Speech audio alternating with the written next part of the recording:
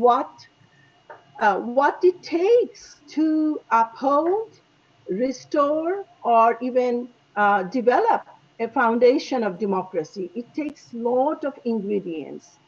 And some of the fundamental ingredients which are necessary for the democratic impetus and foundation to develop definitely the participation of people. Participation of people, their ability to join and cast vote to the person, candidate of their liking, free and fair, courage and commitment, honesty. And I think when I met Mr. Qasuri, I felt that it is amazing that he was barely 30 years of age then in 1970. Um, he had shown all of those elements to stand up, even speak up truth to power. And it took a lot of guts and courage. He even faced death threats, and etc.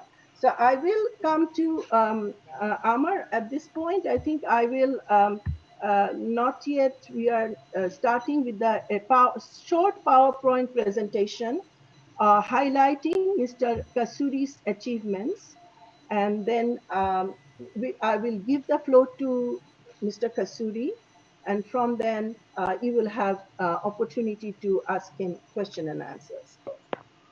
All right, meeting with Mr. Ahmed Raza Khan Kasuri. All right, and Amar, we go to the next slide. Well,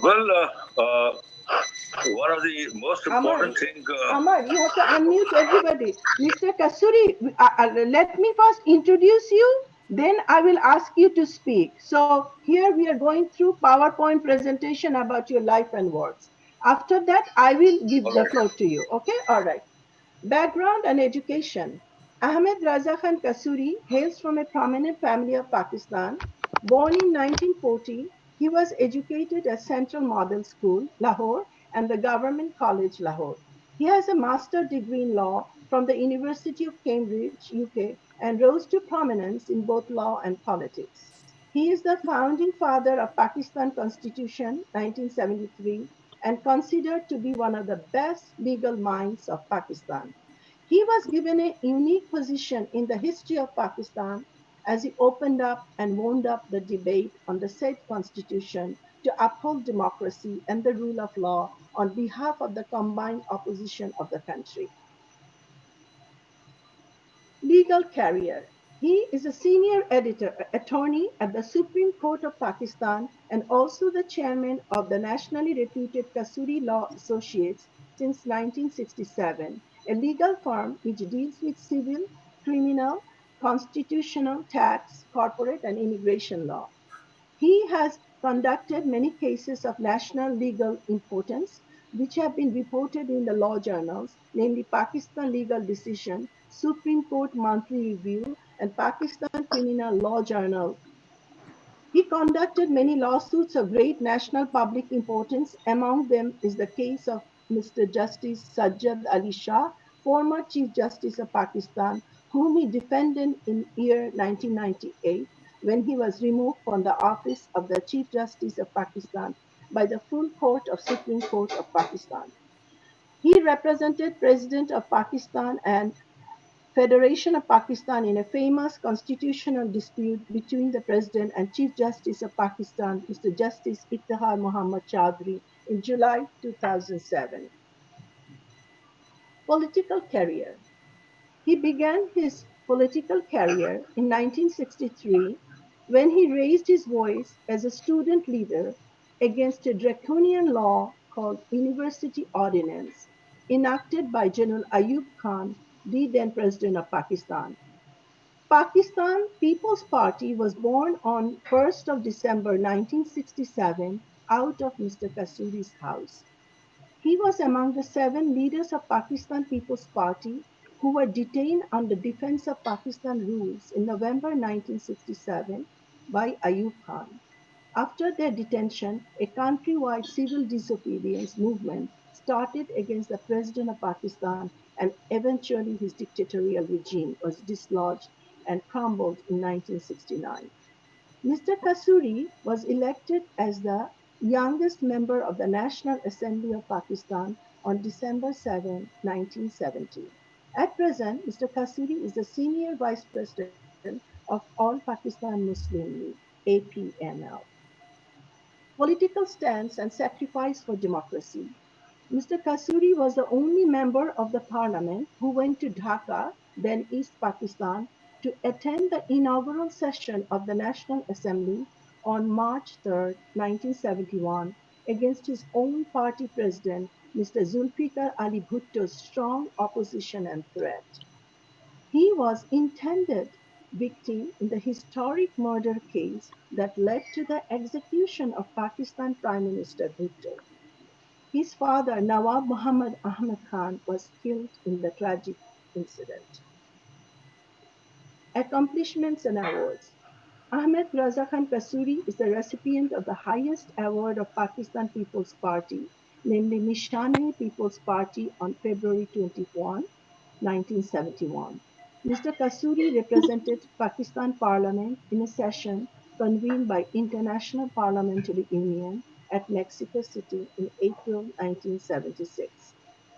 He also represented Pakistan in the United Nations General Assembly in 2007. He had the unique honor to address the UN General Assembly session on behalf of Pakistan. Mr. Qasuri has spent a remarkable time and era. His struggle and triumph in the widely acclaimed book Idhar Ham Udhar Tum. Idhar Ham Udhar Tum, that's the back इधर of the हम book. Yes. And next slide, please. Mr. Qasuri addressing the United Nations General Assembly. Next slide. And the next slide, please. The young Mr. Qasuri. And these are the letters of Zulfikar Ali Bhutto to Mr. Qasuri written in 1967, 21st March 1967. And here is another letter written on October that I think he has written something like, "Thank you for your letter of 5th October. I am glad to learn from it that you continue to do your work most diligently. It makes me feel very happy when I see you working for the party in this spirited fashion." So the letter goes on, but it shows his also affinity with Bhutto, and needless to and it suffices to say that that Mr. Kasuri, notwithstanding that Bhutto was the party president, but when he came, he delved into the question of between right and wrong. Mr. Kasuri stood up for what is right. That was the peaceful transfer of power to the elected representative of East Pakistan, led by now our father of the nation, Bangabandhu Sheikh Mujibur Rahman. And he thought it was the right thing to do. But unfortunately, Mr. Bhutto uh, did not consult with Mr. Kasuri and the others who were, aspiring that the democratic process should continue and build Pakistan on the foundation of a strong footing of democracy, justice, and rule of law. So, without further ado, I would invite Mr. Kasuri to take the floor and please share your remarkable journey, and especially what inspired you to write your book, and the key points that has really inspired you. What were the main ingredients, the impetus that really charged you, gave you this courage to risk even your life to uphold uh, and at least stand up for democracy. So, Mr. Kasuri, the floor is yours. Amar, we can give him Thank the you very speaker much view. for this introduction which you have given to everyone about myself. I'm uh, so obliged.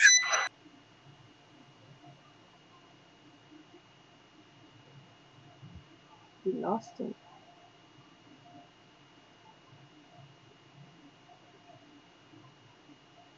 Hmm. I think we lost him. Amar, give Mr. Kasuri the speaker view. Pardon? Yeah, we lost you. Now we can hear, but we lost you before. We could not hear you. All right, I start once again. Yes, Um, yes, we can hear in, you now.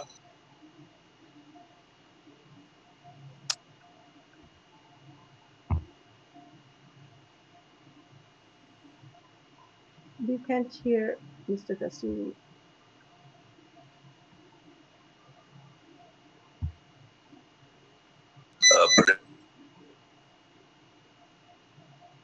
that I was brought up in a very democratic traditions.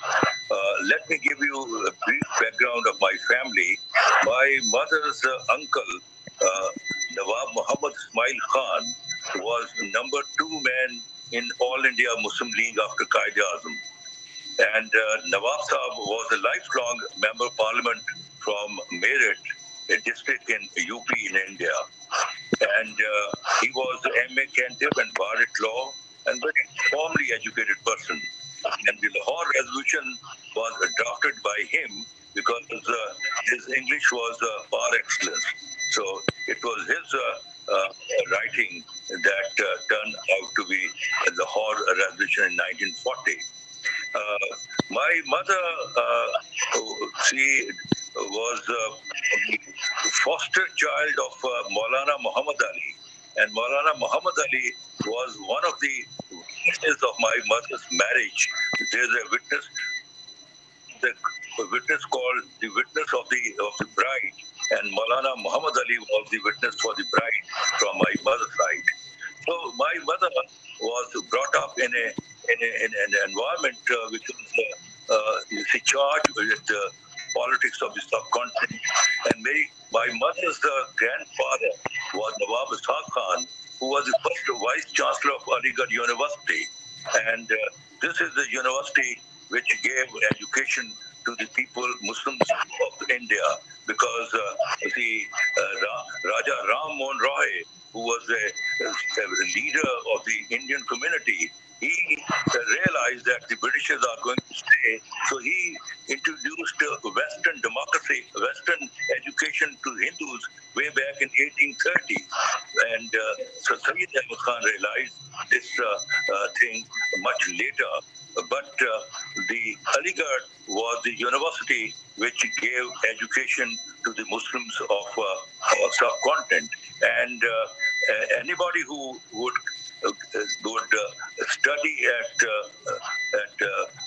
Aligarh would have a print of on his personality of Aligarh, whether he was Abdurrahman Nishta from Frontier, Bahadur Yar Jung from Hyderabad, Dakkan, or ATM Mustafa from Bengal, or AK Fazl Haq Sher Bengal from Bengal. Everybody had a print on their personality of Aligarh. So Aligarh was the training ground of the Muslims of the subcontinent. And my mother's grandfather was the first vice chancellor, and he was a very rich fellow. He was a judge of the Awadh High Court way back in 1898, when anybody would get recruited as a Havaldar in the East India Company. There used to be news in the every district that so and so has been recruited as a Havaldar in East India Company, and in that background, he was a judge of the Awadh High Court, and Motilal Nehru, Jawaharlal Nehru fathers used to appear before him. And his father was Nawab Mustafa Khan Shefta. He was a grand father of my mother. Nawab Mustafa Khan Shefta was one of the most literary person of the subcontinent. Ghalib said, I never recited any of my poem publicly unless I got it corrected by Nawab Shefta. So that's the background, see. And from my father's side, we were the rulers of Qasur during Mughal period. We are basically Afghans. You see, we are not Punjabi. We are Afghan who settled in Punjab. You see, that's my background, and my mother was very keen because she was brought up in a very charged political environment of her family. So she desired that one of her sons should go into the public life. Although my brothers were in civil service, in the army, and various other places, but she picked me up to to to fulfill her desire, and I started my public career as a student leader. I was the president of West Pakistan Student League, and in that capacity, I used to travel with Mahatma Jinnah, and she was contesting a presidential election against the Yukon, and in that campaign, I used to be part of her entourage, and I would go everywhere with her. So I started my career at a very young age, and that was probably the prayers of my mother. I'm basically a Democrat. I am of the view that you can't run democracy in any society or any country unless you have a democratic culture to support that system. Unfortunately, we inherited the agriculture which we could not see organized, but culture, the political culture, we never adopted, and that's why democracy we only gave a lip service. And one of the principle of democracy is that the democratic culture is tolerance and patience. A country which is devoid, or a society which is devoid of tolerance and patience, it can run all the systems of the government, but not democracy, because tolerance and patience is the sine qua non of democracy. And then democracy is a government of 51 over 49. And that's what I told Mr. Bhutto when Mr. Bhutto made his statement while addressing about 2 lakh people in Lahore, that whosoever would go to Dhaka, his legs would be broken, and that whosoever would be going to Dhaka, he would be going on a single fare, meaning thereby he would not return a single piece. Going to Dhaka means going to the parliament, because at that time the seat of parliament was Dhaka, and seat of government of Pakistan was Islamabad, as it is today. So going to Dhaka means going to the parliament. I was the only member. I was the only member from West Pakistan who, on the call of my conscience, went to Dhaka and registered my presence with the history of this country. Because if that session would have taken place, and if we would have given a fair display of democratic tradition and handed over power to Sheikh Mujibur Rahman, who had a massive majority, I think Pakistan would have survived, because Yahya Khan held election under the LFO, Legal Framework Order, and under that order, the total seats which were given to the National Assembly was 300. Out of 300, 169 seats were given to the then East Pakistan, and 131 to West Pakistan. Out of 169 seats, Sheikh Mujibur Rahman swept the polls, and he won almost 167 seats. He only lost 2 seats, one to Mr. Nurul Amin and other to Raja Tididev Roy of Chakmak tribe. And out of 131 seats, Bhutto collected 82 seats. Now, see, as far as Bhutto was concerned, he was not 49, and Sheikh Mujibur Rahman was not 51. He was almost about 67 or 68%, see, and Bhutto was hardly about 32.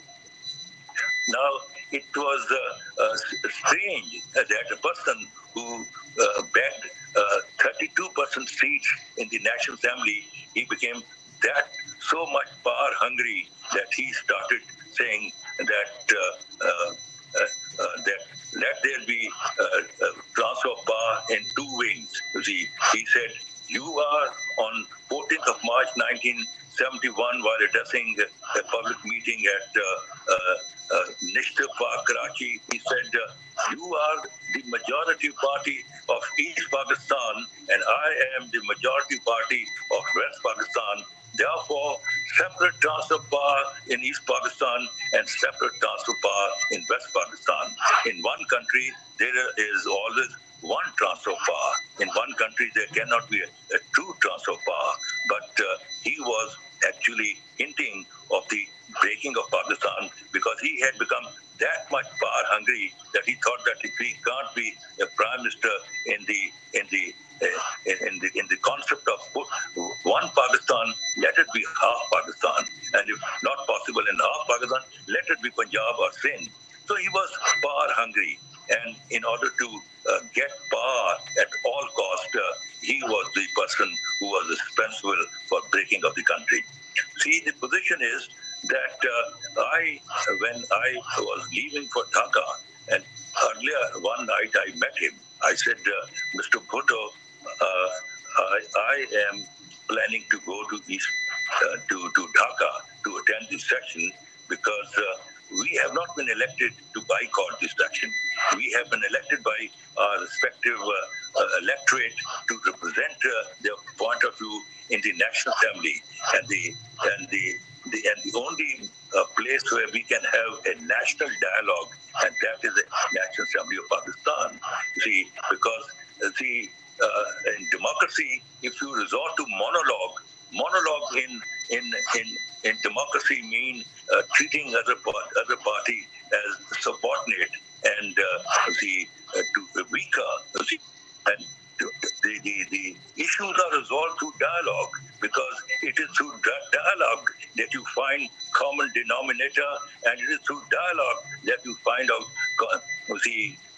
area of common understanding, and that area of common understanding and common denominator eventually become the basis and the foundation of a mighty edifice of friendship, amity, and affection between the politically warring faction. And that's what I told. And when I said to him, he said, Mr. Qasuri, since when you have become the oracle of wisdom? Don't teach me politics. Don't teach me politics. Politics is nothing but power, power, power. So I said, Mr. Bhutto, I had to come here to get wiser, and to find out what were the logic of your statement that whosoever would go to Dhaka, his leg would be broken. I thought that you would make me wiser, but let me tell you, while I'm leaving your place, I'm getting doubly confused. And let me also tell you that I am going to Dhaka to attend this session because that is the call of my constituents that go on our behalf and speak and find out some common denominator, and to find out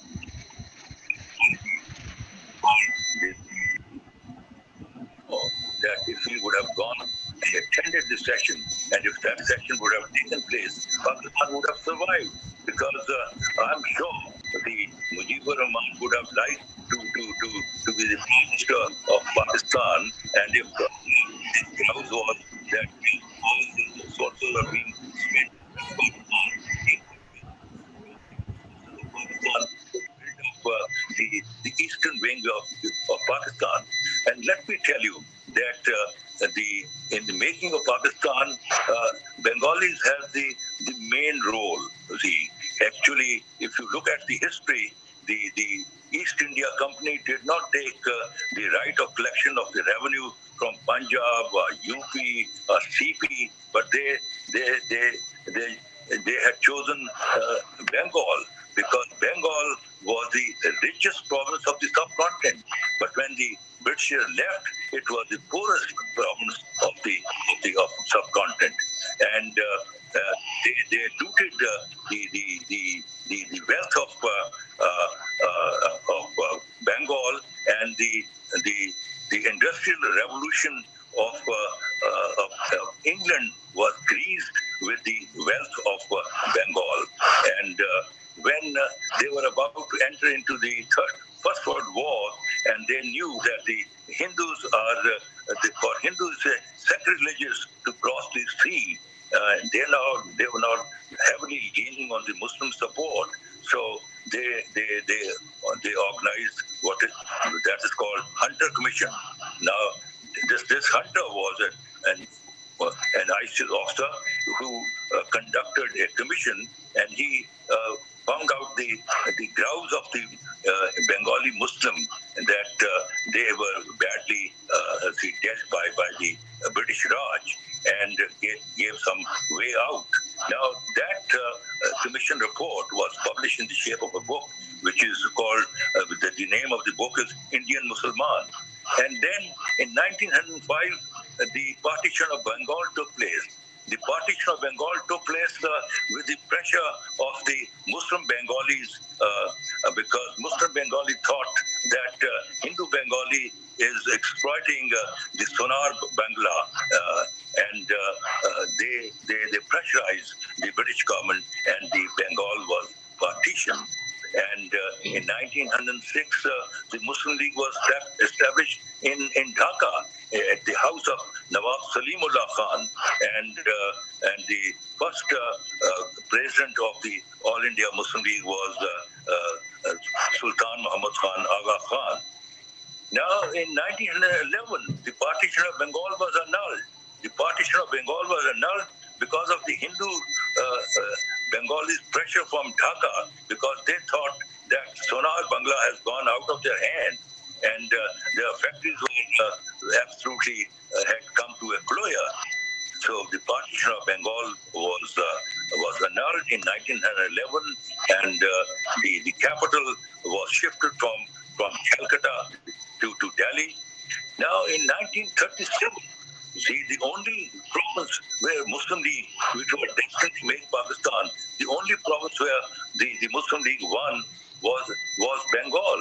And to call Bengal a province was not proper, because unified Bengal was larger than many European countries, both in geography and in economy. See, and who won the election? It was the All India Muslim League, headed by Sher-e Bengal, A.K. Fazlul Haq. See, and the position is that in Punjab there was a unionist government, and that government was, and the people of Punjab were still praying that the British, may Allah, the British should stay for another 100 years in India. See, the Punjab had no contribution, Sindh had no contribution. The frontier had a Congressite government headed by Dr. Khan Sahab, Abdul Ghaffar Khan's younger brother. It was the people of Bengal. See, we were sleeping. See, and we got the awareness of independence. We got the smell of independence from Bengal. See, and I tell you, when I visited Bengal and when I held a press conference in the press club, see, there was a box news that Mr. Qasuri came, and he made the press club a working place, because it was closed, because there was nothing to be heard in Dhaka. Dhaka had turned into, when the section was postponed, into a fish market, and there was nothing to be heard but staccato of machine guns. So I held the press conference, and I spoke all these things which I'm talking to you now. And I tell you that I was given a tremendous reception when I would come to Baitul Mukarram. The Bengali would get around me, although I had done nothing. I only made one or two statements in their favor. But Bengalis would get around me, and they would say Raja Qasuri. They would not be able to pronounce Raza. They say Raja Qasuri. Raja Qasuri, Bengaliyon ka dost hai. See, what I did nothing. I only spoke what I ought to have said it to Judy. And I got so much response, so much love that I can't imagine. I tried my best, Judy. I gave my youth for the unity of the country because I thought this Pakistan is a bulwark of Islam in the subcontinent. You see, but thank God, you see, the although it's now Bangladesh, but still they are maintaining their posture and they're leaning very strongly towards Islam.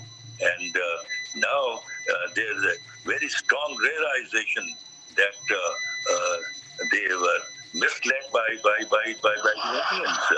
And other day I was having a program, and one person who was in 1971 was a leader of a militant Mukti Bani group, you see, and he said all these things, you see, and now the whole region are realizing that India expansion design are horrible. You see, even countries like Nepal and Bhutan, they have turned against India, and even we have sent a message of love and affection to the people of Bangladesh, and I'm sure, see, the love and affection that we have for the people of Bangladesh, one day we will have some kind of closer ties and closer understanding between our two brothers. See. So I went to Dhaka on 3rd March at the call of my conscience, and but unfortunately that session was postponed because Bhutto and Yahya Khan both were mixed up. The Yahya Khan was seeking to continue as the president of Pakistan, and he promised that Bhutto would be the prime minister. See, it's a very strange thing when the Shahnshah Iran visited then East Pakistan at the Karmitola Dhaka airport. Sheikh Mujibur Rahman was lined up on the VVIP lane, and Yahya Khan introduced meet with Sheikh Your Highness, Your Majesty, meet with Sheikh Mujibur Rahman, the future Prime Minister of Pakistan. But what later on happened, it is anybody's guess. But unfortunately, Pakistan was divided. But nevertheless, even when you are born in the same house, under the law of inheritance, the property is divided among the brothers. But brothers don't cease to be brothers. After division, they continue to be brothers in arms, brothers in affection, brothers in love. And this the Bangladesh, which came into being on the 16th of December 1971, we have got a brotherly relation, and only recently the government of Pakistan has sent a message of love and affection, and I'm sure if they send me to Dhaka, I'm sure I can play a very, very important and very effective role in bringing the two brothers together. Because brothers are always brothers, whether they oppose each other on the division of their father's wealth or for any other reason, but they are brothers. And some senior, some sensible person of family has to come forward and to play a role of a matchmaker. And I'll be too happy to play the role of a matchmaker between the Bangladesh and Pakistan, and so that both brothers who were brothers in arm only yesterday, let them be brothers in love and affection.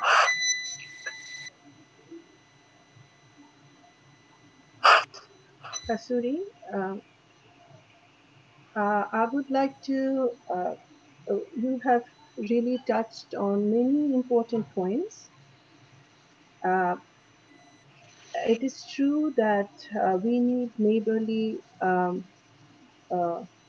participation, understanding, dialogue, but at the same time, it can only be forged on the basis of equality, justice, and also on the part of Pakistan, recognizing the atrocity it has done on the innocent people of Bangladesh. We have massive, over 100,000 women have been raped. A genocide has been conducted, and Pakistan is yet to ask for forgiveness, ask for an apology, formal apology.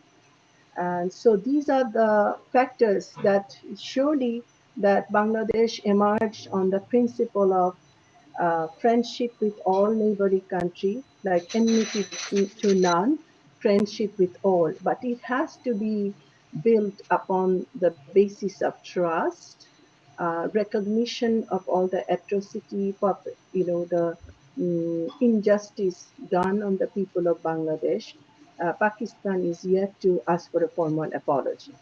But nonetheless, I think you are coming from a generation, uh, you embarked upon the journey with hope that in our subcontinent we can create a system, a foundation, uh, which will blossom into a real robust democracy where people's participation, engagement will be enshrined and respected. I have heard from you, and also I'm grateful to my friend Saira who lent your book to me. She has your signed copy with her, and in your book Idhar Ham Udhar Tum, you have mentioned the attempt on your life by then President Zulfikar Ali Bhutto. He, I think, attempted 18 or some more times on your life. And in one tragic incident, you lost your father. Your father was killed, but you were the main target. Could you expand on that uh, uh, uh, incident? You see, the position is that I had a very cordial relations with Zulfikar Ali Bhutto. People, People's Party got its birth from my home. I was a very powerful student leader, like as you had Tufail Muhammad in East Pakistan. Well, I was a Tufail Muhammad of West Pakistan. I was very powerful, and I promoted Zulfikar Ali Bhutto politically, because he started his career from the lap of Ayub Khan, who was a military dictator. He didn't have a very colorful democratic stance to the. But I introduced him to the youth of this country, and I was the only member of the People's Party whom he would make him stay at his house. You see, I would stay at his house because she had he had a grown-up girl. He would not let any riffraff to stay at his house. So since he was well versed and well acquainted with my family background and my educational background, so I used to go and stay at his house. He was very cordial with me. At the age of 28, I was member of the Central Committee of the People's Party. At the age of 30, I was member of Parliament. At the age of 31, I was given the highest award of the People's Party, Nishane People Party, which was given to only 5 people. One he gave to himself, Zulfikar Bhutto. The second one he gave to Mir Rasul Baksh Talpur, who later on became the governor and the chief minister of Hussein. And third, he gave to Hayat Mohammad Khan Sherpao, who later on became the governor of KPK. And fourth one, he gave to Miraj Mohammad Khan, who was his factor minister in his first cabinet. And his fifth one, he gave it to me. See, I mean, if I would have not taken a stance, which I took very aggressively, and I went to Dhaka against his dictates of this policy. According to him, I lifted the banner of a revolt and I became a traitor of the party. If I would have stayed on, by now I would have held all the top offices of this country, Pakistan. You see, I, I, I, I, for, for, for Pakistan, for the well-being of the people of the region, I suffered a lot. Then Bhutto launched 18 attacks on my life. I am the only politician in the world who have passed through hail of bullets. In one attack, I was hit with 3 bullets. In another attack, my brother, who later on became a member of parliament, late Mr. Khizr Hayat Khan, he was mortally injured. And yet in another attack, I was coming back from a marriage party. I was on the wheel, I was driving the car, and my father and my mother were sitting in the same car. My father was shot down. And yet another attack, I didn't reach on the spot where they had arranged a trap for me on the GT road. At that time, see, Muhammad Ali actor, who was famous actor Muhammad Ali, he was tall like me, and his car colors are like me. So they opened fire on him, and he fortunately survived, but his secretary was killed. See, then you see, the position is that there was a debate on Balochistan, and I really grilled Zulfikar Ali Bhutto at the floor of the house, and they decided to run me over under a chief of Federal Security Force. This force was created on the pattern of SS Guard by Hitler. See, so the Federal Security Force was given an assignment to run me over, and we used to walk across from the parliamentary lodges to assembly. So we were going back on foot, and there was a batch going ahead of me, and there was a tall MNA from Shokupura. They were tall like me. They thought this is Mr. Qasuri going. So they ran him over. His name was Chaudhry Bashir, and he was killed on the spot. And 3 MNAs were People's Party MNAs were badly injured, and all 3 were made. The federal minister to give them to shut up, to give them a shut up call, and I was only about 50 yards behind. So I survived. So there have been 18 attacks on my life. I passed through a horrible kind of a situation in this country. But I stood by my principle. I never compromised. I always believed in God Almighty Allah, and I was always of the view that the night which has to come in the grave, it has to come. And as long as the death is not coming, it will take care of my life. That is the saying of Hazrat Ali, Karamallah Wajho. So I believe very strongly in God Almighty Allah. So I believed in Him, and God protected me, and God protected me from 18 attacks. I mean, not just for fun. I think I have a role to play, and that time is now coming very close, when inshallah I will play a role, and that will be a role for the Muslims of the subcontinent, inshallah. Thank you very much, Mr. Qasuri. I think there was some background noise coming from Mr. Qasuri's, I think, speaker phone, but nonetheless, I am afraid that we might not listen to him if he wants to mute the sound.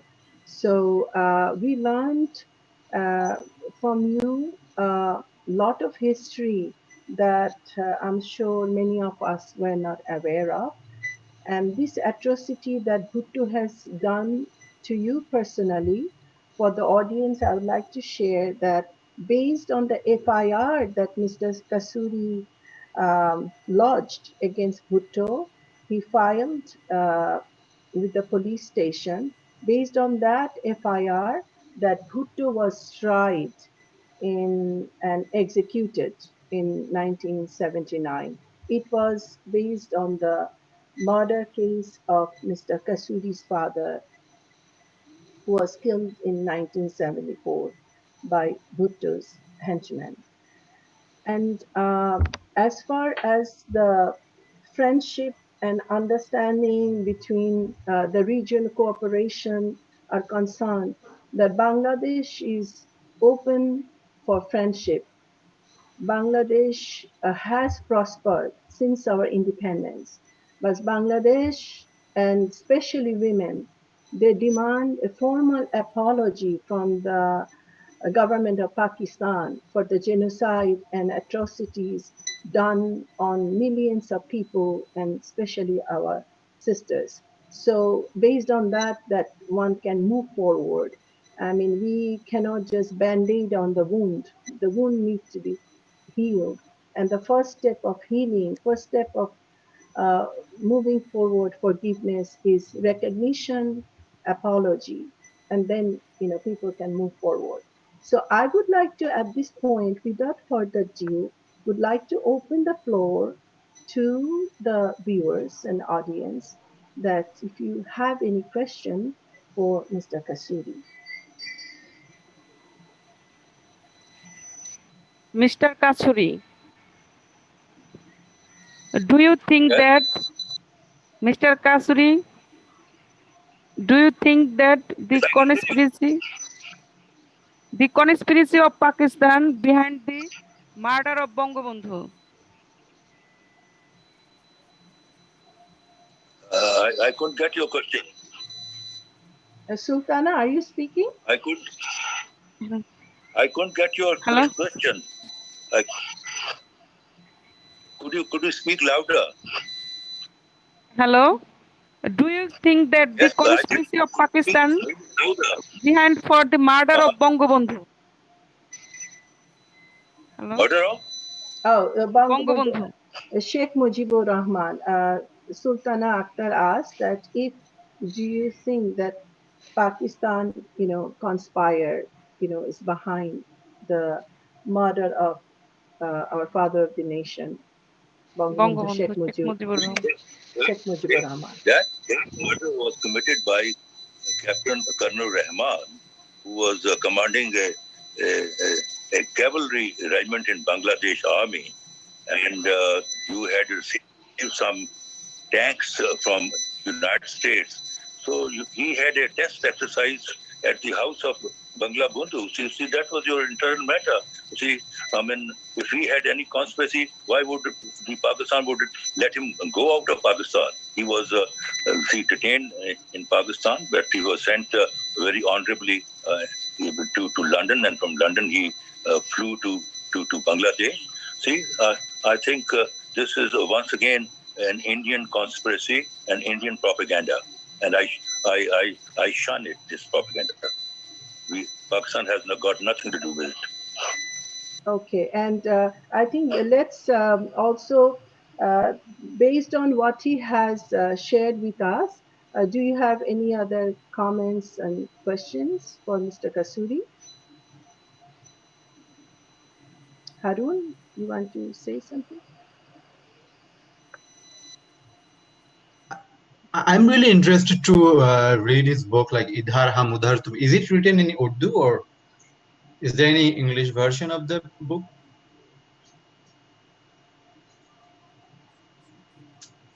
Let me add one thing here.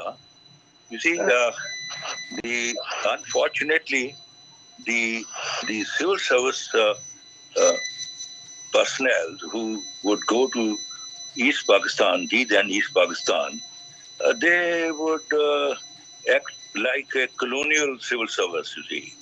And unfortunately, uh, not realizing the psyche of Bengalis. Bengalis are by temperament very democratic, educated, liberal. But you see, the the West Pakistani civil servants, unfortunately, would behave like the colonial civil servants. That was one reason. But among them, some of them were good. For instance, my uncle, See, my maternal uncle, Mr. G. A. Madni, he was a commissioner at Dhaka. He was chairman East Pakistan WAPDA. He made the Kaptai Lake. You see, he was chairman DIT, Dhaka Improvement Trust. He was development commissioner East Pakistan. He is the one who developed the modern Dhaka. The modern Dhaka was all built by Mr. G. A. Madni, my uncle. And I remember much before 1971, I went to Dhaka, and when I got down at the Karmitola airport and I told the taxi driver that I want to go to Madani Sahib. Oh, Madani Sahib to Bengaliyon ka dost hai. So he was taken as a friend of people of Bengal. There were 2-3 people who were very, very popular in East Pakistan. One was General Azam Khan, who was the governor of East Pakistan. Then Mr. H. Khurshid, and then my uncle, Mr. G. A. Matni, and even now they have, after this breaking of the country, they have made a road, one of the roads in Dhaka on his name, Madani Avenue, because he served the people of East Pakistan with love and affection. And he was son of Nawab Muhammad Ismail Khan, who was one of the founder of the country, and played a very major role in the making of Pakistan and giving education to the people of Muslims of subcontinent. So it depends from individual to individual. There was some individual, for instance, I'm very fortunate that the people of Bengal show a lot of love and affection to me. As I said, I have done nothing. See, I have done nothing. I have just, took up a principled stand. See, that if you believe in democracy, then democracy is a government of 51/49. And Sheikh Mujibur is not 51, he is 67. Hand over power to him. See, let him run. It is his. It is not a charity to him. It is his right. See, but see, my point of view was not registered by relevant quota, and then what happened is all in front of everyone. See. So the position is it depends. See, from individual to individual. And let me tell you, when the Holy Prophet, started his mission, and he told everyone who were joining him, forget about your animosity and your rivalry of the past. Now start your career and your life as a brother, and brother in religion, brother in arm, brother in love and affection. So, if you will keep looking at the past, well, then there will be no end. See, the nations who have to go forward, they try to move forward and forget about what has happened. For instance, if Nelson Mandela, after having spent over 20 years in jail, would have given a call that white men, exploited you, I think all the white men in South Africa would have been slaughtered. But he made a commission that anybody who makes a statement is forgiven.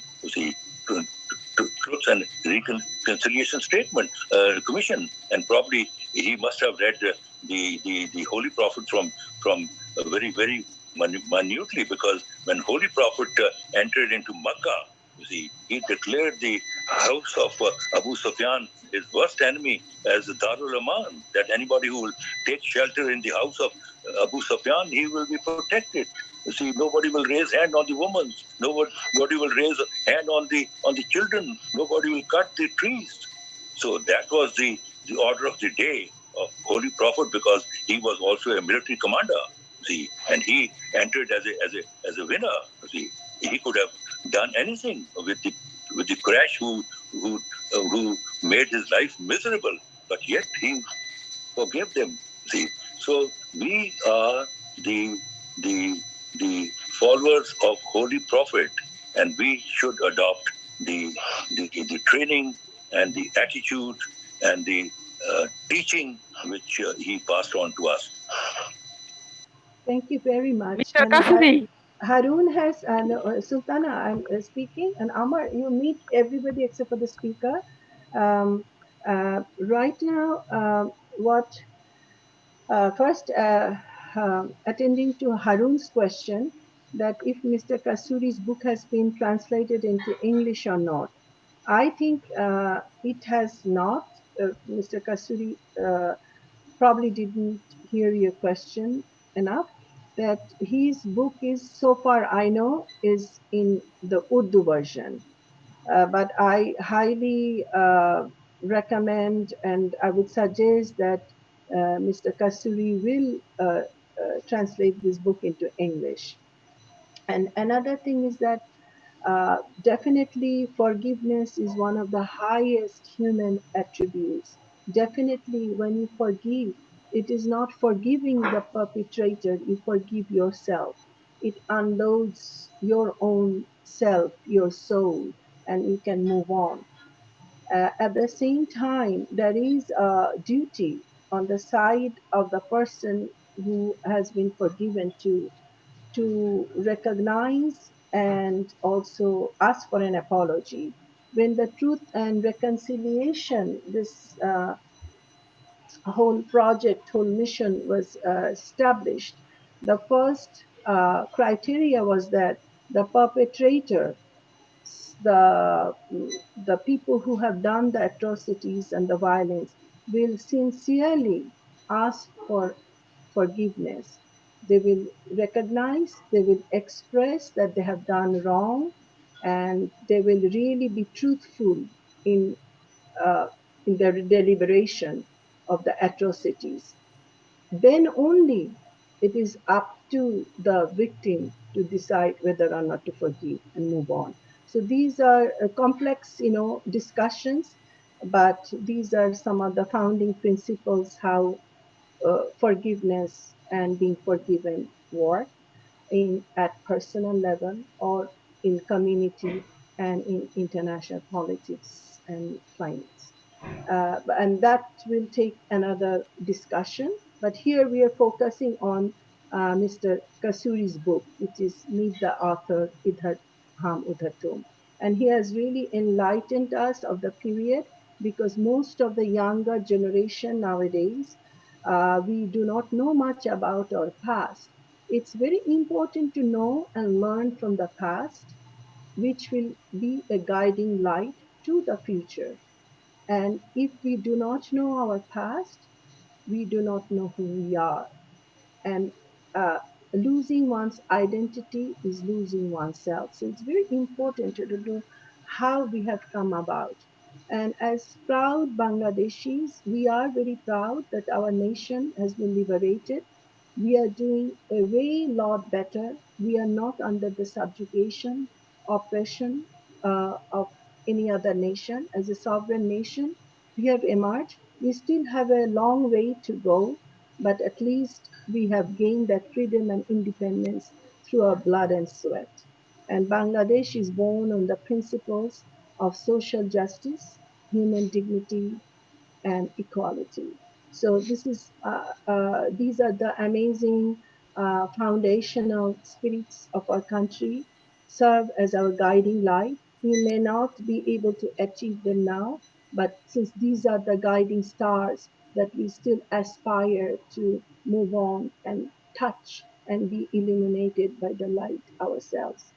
And one more question, if you have any other. Once you have asked question, please give the floor to others. So anyone else would like to ask any question to Mr. Kasuri? How about Asif? Do you want to ask any question? Or anybody else? Yeah, Assalamu alaikum. Yes, Asif Zaman. Yeah, Assalamu alaikum. Walaikum My salam. name is Asif. So I was very intrigued and very happy to learn a lot of new facts. And especially for us young generation, it's very important to know the history and really understand that the difference between these two nations is only political and it's not personal. So it's very enlightening for us to hear from you, Mr. Kasogi, and I'm very thankful to you to take your time, that you've taken your time to talk to us. We are very glad. I actually don't have a question. I just had this comment. Thank you very much. We are delighted to have you. Thank you very much, Mr. Qasuri. I know it is getting very late at night in Pakistan and Bangladesh. God bless you. And Pakistan, Bangladesh friendship, long live. God bless you too, and thank you very much, Mr. Qasuri, and all the participants for your valuable questions and comments. And inshallah, we will come back in our next session as we approach our 50 years of the independence of Bangladesh. And my love, affection, and my admiration to the people of Bangladesh. Thank you very much. Thank you very much, Mr. Qasuri. All right, so good night, Shubho Ratri. আপনারা সবাই ভালো থাকবেন. Thank you very much. Nice.